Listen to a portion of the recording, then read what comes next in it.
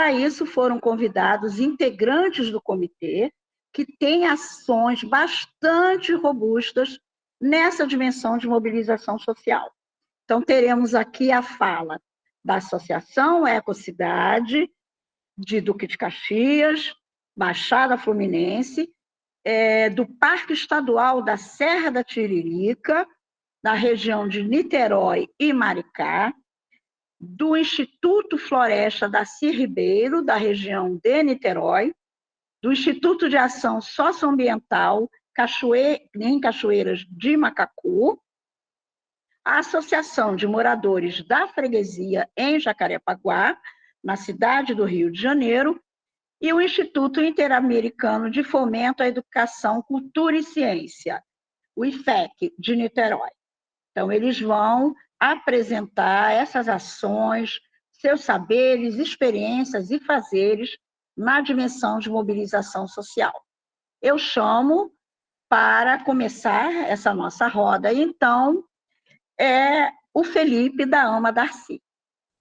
Então, pessoal, eu vou falar para vocês um pouco do Instituto Floresta Daci Ribeiro, né, o que a gente faz, a área que a gente atua, né, aqui hoje o Instituto ele tem sede em Niterói, né, foi fundado em 2007, né, e dentro do escopo dele tem questões voltadas para educação, cultura, né, e transformação socioambiental do território a qual a gente está integrado, né? A gente é envolvido em conscientização pública, né, para a preservação do meio ambiente, auxiliar a formulação e implementação de políticas públicas ambientais, enfim. A gente é membro do Conselho do Parque Estadual Serra da Tiririca, né, dos dois subcomitês, do CLIP e do de Maricá. Também somos membros de Conselho do Meio Ambiente de Maricá, membro do Conselho da Cidade de Maricá, membro do Fórum do Clima de Niterói. Tem tantos outros que a gente atua aí nessa questão da formulação de políticas públicas, né, e ativismo ambiental, né? Aí eu vou passar, eu estou vendo aqui, eu preparei. Hoje a gente tem alguns projetos, né, que a gente se dedica um pouco mais com essa temática de educação ambiental. Então, vou falar aqui do primeiro, que é uma estação tropical de mudas de educação ambiental e ecossistema costeiro. Nada mais é que um viveiro escola, onde hoje a gente produz mudas de mangue, né, com as escolas do entorno e a comunidade, com o objetivo de fazer plantio, né, não só produzir e fazer educação ambiental no ato da produção das mudas, mas também levar as crianças para fazer o plantio, né, de manguezal em áreas que foram degradadas, né, pela ação humana, enfim. Então, esse viveiro escola ele foi inaugurado em julho do ano passado, né? Então, a gente tem um pouco mais de um ano, e hoje a gente produz em torno de cerca de 8.000 mudas por ano, né, da espécie de manguezal. Uma outra questão que a gente faz também com a educação ambiental, é como eu falei, o plantio.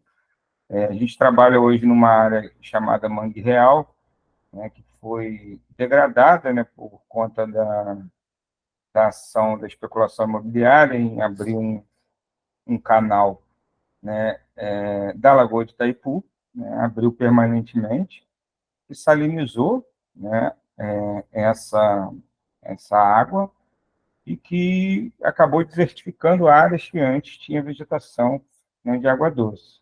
Então, hoje em dia, a gente vem trabalhando na restauração dessas áreas, né?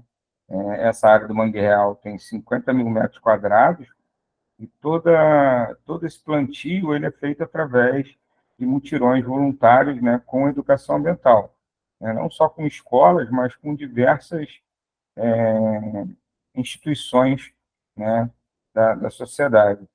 Então, hoje a gente já plantou aí mais de 20.000 mudas de mangue, né, ao longo desse tempo, e hoje esse local está já bem avançado em restauração, e o nosso principal objetivo é ali transformar aquele ambiente, né, numa passarela suspensa, né? A gente vem tentando fazer isso em parceria com a prefeitura, isso já está dentro de um processo, né, que processo executivo, né? Enfim, de inventário, né, do local, sondagem, enfim, projeção, né, um projeto executivo, ele já foi elaborado, está em fase final agora.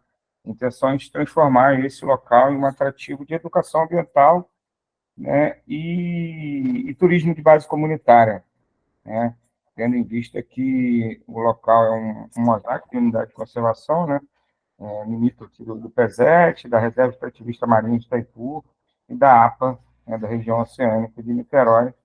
E, como a gente fala da Reserva Extrativista, né, hoje em dia tem em torno de 70 famílias que vivem, né, tradicionalmente da pesca. Nada melhor que a gente trabalhar essa questão do turismo, né, da educação ambiental, com foco na base comunitária. Um outro projeto que a gente tem também, que a gente trabalha, é o projeto da Ecobarreira. A gente tem uma ecobarreira num rio aqui da, do subcomitê do CLIP, né, Sistema Lagunar Piratininga de Itaipu, que foi inaugurada em setembro de 2022, né, e até hoje a gente já coletou cerca de 12 toneladas de resíduos, né, desse local. E esse projeto, ele funciona como principalmente se a gente faz a coleta, a gente também tem todo um trabalho de educação ambiental, né, com ele, quando a gente vai para as escolas, dá palestras sobre a questão do resíduo sólido, faz oficinas, né, depois leva essas crianças para visitar a Ecobarreira e também fazer a trilha do João Mendes no Parque Estadual Serra da Tiririca.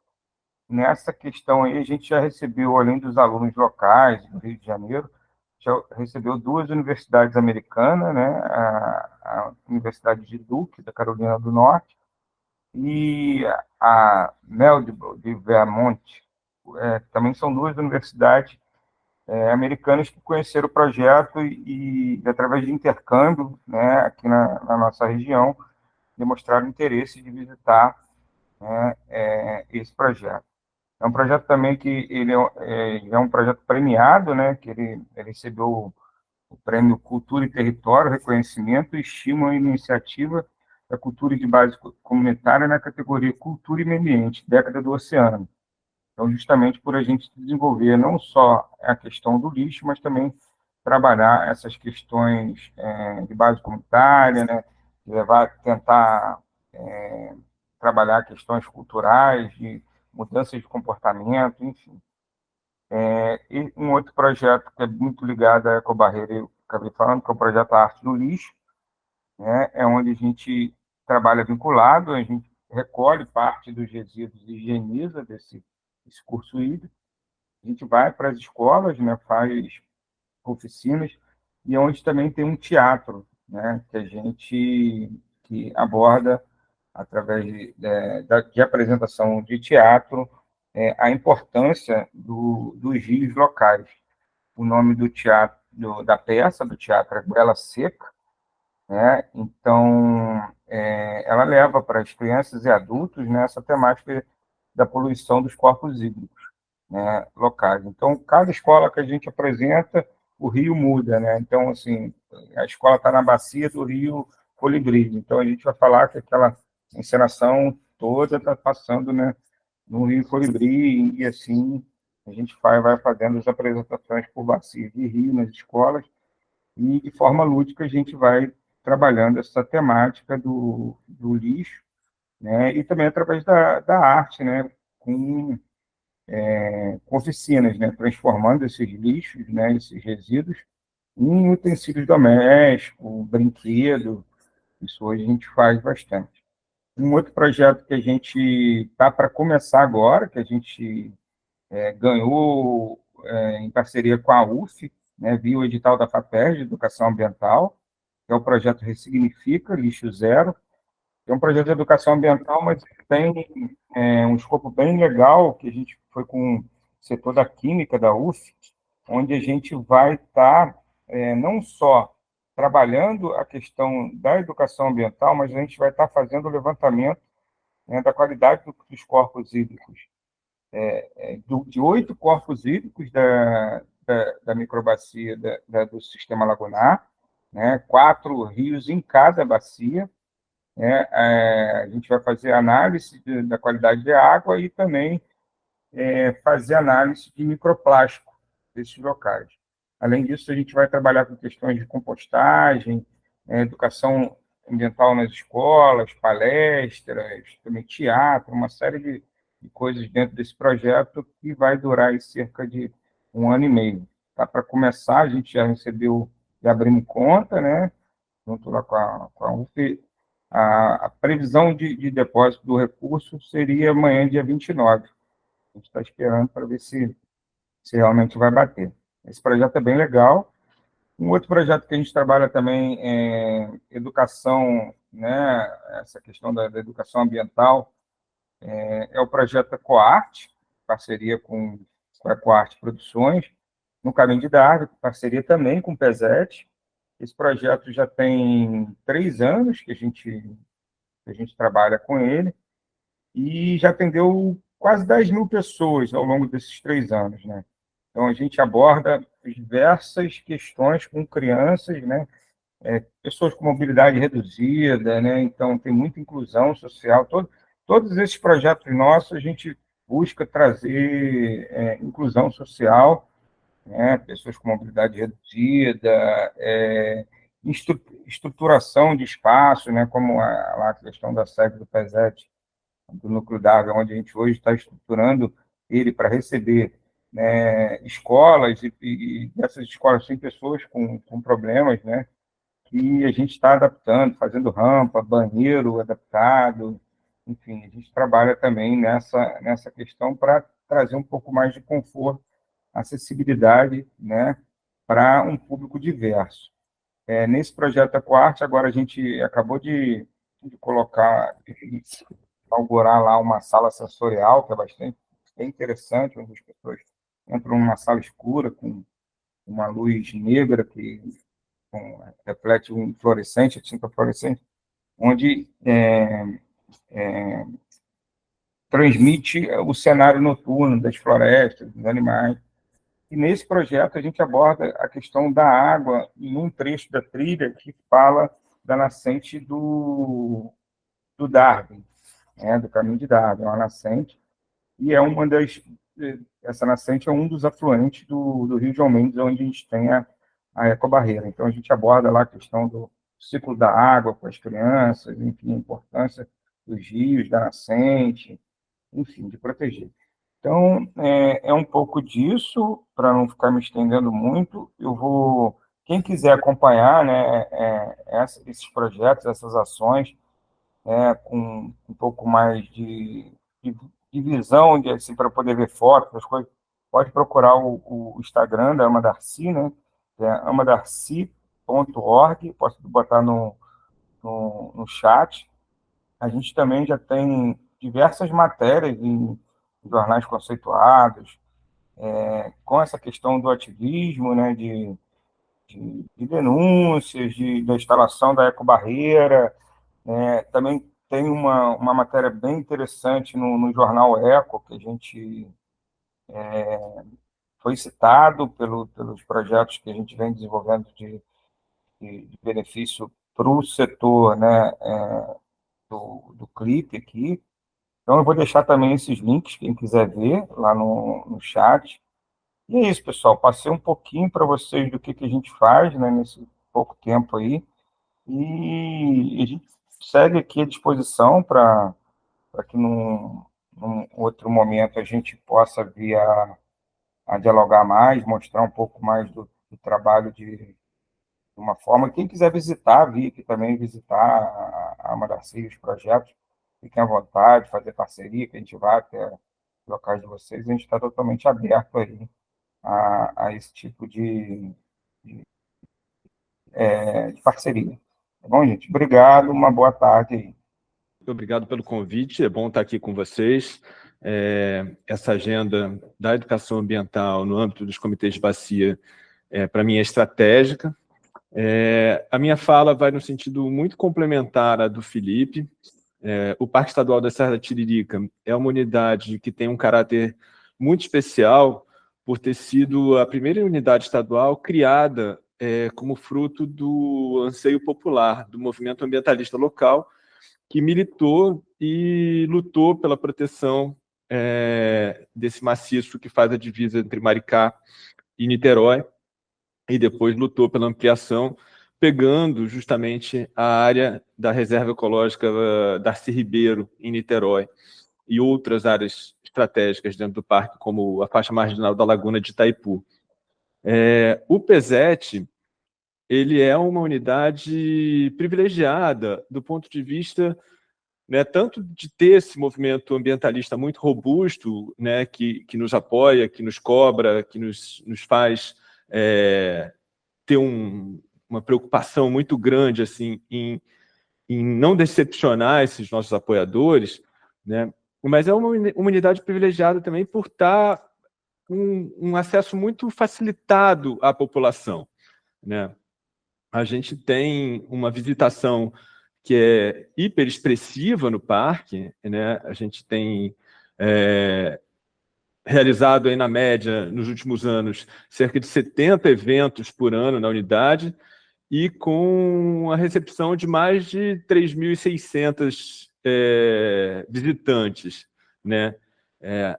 Atividades com escolas, a gente tem pelo menos 60 visitas escolares por ano, agendadas, né? Isso é a média dos últimos 3 anos, e parcerias fenomenais com instituições que nos ajudam a acessar recursos que muitas vezes, se for depender exclusivamente do Estado, a gente tem maior dificuldade, né? E aí, nesse sentido, essa parceria com a AMA Darcy e com a EcoArt Produções tem gerado resultados bem interessantes para o parque. Agora a gente também, com a parceria com os departamentos de geologia da UFRJ e da UERJ, com o DRM e com o projeto Geoparque Costões e Lagunas, conseguiu ter uma exposição permanente de altíssima qualidade no Núcleo Darwin, né? Com o apoio da Prefeitura de Maricá e da AMA Darcy, a gente conseguiu implementar uma série de reformas num edifício que já estava abandonado pelo Estado. O Estado estava com interesse de desmobilizar esse edifício.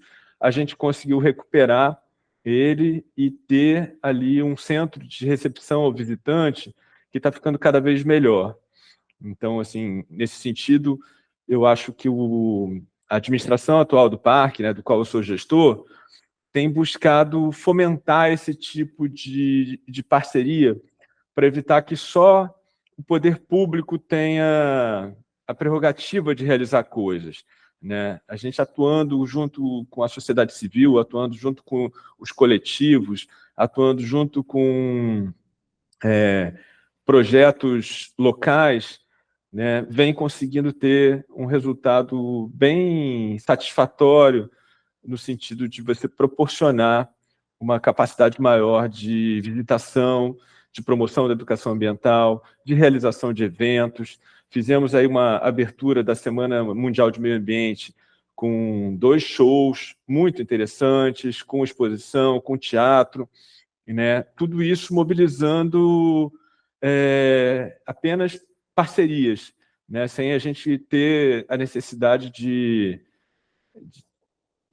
fazer grandes investimentos ou de fazer grandes produções, né? Com parcerias locais a gente resolveu, né? Então, eu acho que o parque tem esse privilégio, né, de ter acesso a essas iniciativas, tem o privilégio de ter uma quantidade enorme de visitantes anuais. Nas nossas 18 trilhas, a gente recebe mais de 4.000 visitantes por ano. Então, assim, isso coloca a gente numa condição de ser o terceiro parque mais visitado do estado. 400 mil, Ricardo. Você falou 4.000 só. 400 mil, desculpa, Felipe, você me corrigiu. Exato, 400 mil visitantes ano, né? 4.000 foram só de alunos, só de visitantes nos eventos promovidos pelo parque.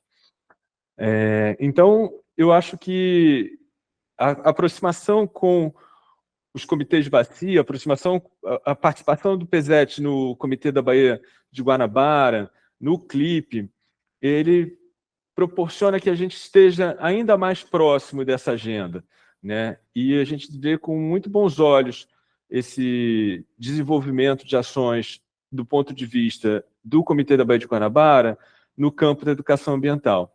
E se coloca, né, o parque se coloca como parceiro e locus para a execução justamente dessas ações. Utilizar as estruturas do parque, utilizar as trilhas, utilizar os serviços ecossistêmicos que o parque promove como o elemento de ser mobilizado para a promoção da sensibilização ambiental, da educação ambiental crítica, né?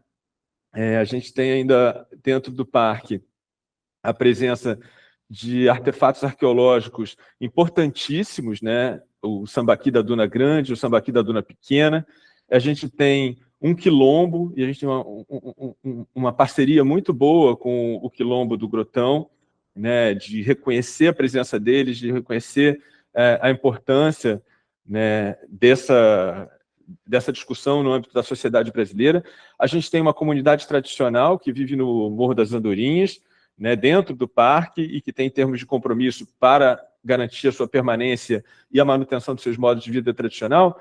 E tudo isso são elementos riquíssimos que podem ser trazidos para a discussão da sensibilização ambiental e da educação ambiental no âmbito dos comitês de bacia, né, especialmente do nosso comitê da Baía de Guanabara, né?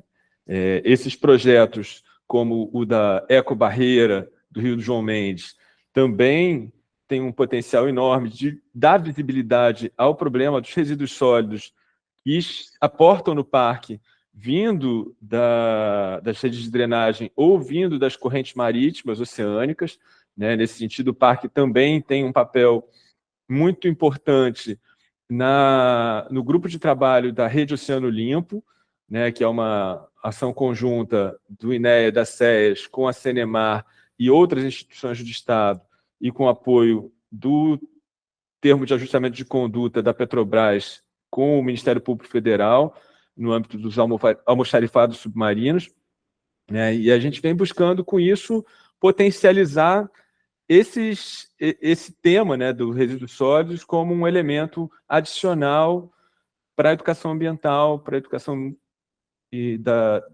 dos usuários do parque, para realizar mutirões de coleta de lixo, para realizar atividades em que a gente consiga sensibilizar a população para esse tema e para essa militância, né? Conquistar a gente para atuar nessa militância. Então, eu acho que me coloco aqui, Jaque, à disposição para que o parque seja sempre utilizado pelo Comitê de Bacia para as atividades de educação ambiental e, enfim, com isso concluo aqui a minha fala, mantendo aberto assim, esse canal de apoio mútuo, né, do comitê com o parque, do parque com o comitê no âmbito da sensibilização e educação ambiental. Ok? Olá, boa tarde a todos. Bom, satisfação estar fazendo parte aqui desse fórum. Bom, eu sou Denis, aqui eu estou representando o Instituto de Ação Socioambiental, né? No território, nós mobilizamos muito através também dos projetos, né, que nós estamos desenvolvendo, né? Um deles, o projeto Guapiaçu, né, que trabalha tanto com a educação ambiental e também com restauração, e o Ação Macacu. A gente faz muita mobilização, não só para sensibilizar os proprietários de terra, né, já que é um dos públicos com os quais nós trabalhamos, para que eles possam fazer cessão de áreas, né, para que nós assim possamos fazer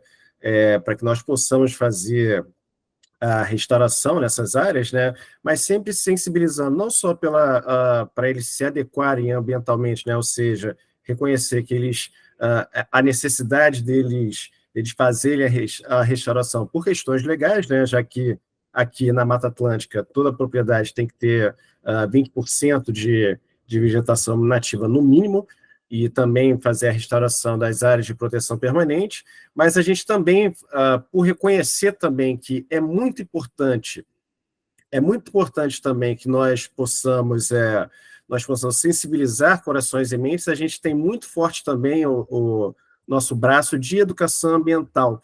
E aqui na plenária está o Péricles, eu até peço para ele, caso ele se sinta à vontade de complementar, fica à vontade. Onde nós reconhecemos o seguinte: não adianta nada a gente fazer a restauração florestal, a gente também faz reintrodução de fauna, né, em parceria com a ONG Refauna, e só lembrando que recentemente nós reintroduzimos, né, até agora 18 antas, lembrando que até 100 anos, por 100 anos, a anta ficou extinta aqui no estado do Rio de Janeiro. Então, para que nós possamos continuar com esses resultados de restauração ambiental, monitoramento não, a reintrodução de fauna, a gente acaba também trabalhando muito com escolas, né, dentro do nosso programa de educação ambiental, onde a gente tem algumas ações. A gente faz ações não só com a primeira infância até o ensino médio. E até destaca aqui as ações de ensino médio, que a gente tem um programa, né?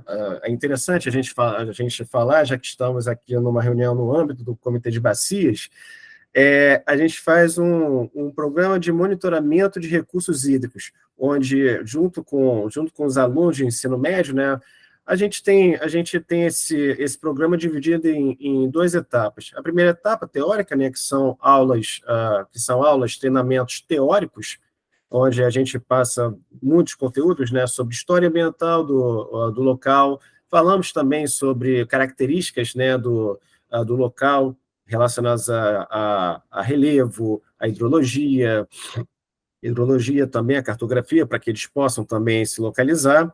E na segunda etapa é campo e laboratório, onde nós fazemos as amostras, né, de campo, a gente faz as amostras coletando não só água, mas também alguns bioindicadores, né, como animais, como bioinvertebrados, e aí fazemos as análises para poder dizer que essa água está em condições, né, em condições para consumo ou então, mas lembrando que isso não é um monitoramento de recursos hídricos que possa ser utilizado, porque existem outros padrões a serem utilizados, né, a serem mais a serem considerados. E isso a gente usa no âmbito de educação ambiental. E esse programa até está trazendo muitos bons resultados não apenas para a instituição, mas dentro da comunidade, né, porque junto com a gente faz uma pesquisa, né, junto com os alunos, muitos alunos que antes não tinham a perspectiva, né, de talvez seguir em área ambiental e até mesmo de continuar estudos, né, depois do ensino médio, estão fazendo a universidade, né, em cursos relacionados ou não com a questão ambiental, e alguns a gente até também tem aproveitado dentro do nosso corpo, né, de colaboradores da instituição. Então, o que a gente faz de mobilização social, muito pautado também para a restauração, mas também a gente faz também para a educação ambiental. E a gente até também a gente faz algumas ações também para voluntariado, e agora, nesse final de semana, a gente vai fazer também um plantio em uma das nossas áreas de restauração, para também fazer espalhar para a comunidade, não só para a comunidade, mas também nas redes, né? Utilizamos também as redes sociais para mostrar as nossas ações e também chamar outros colaboradores, que não sejam necessariamente de Cachoeira de Macacu, mas de toda a extensão da área de atuação do Comitê de Bacias. E é dessa forma que a gente faz mobilização social.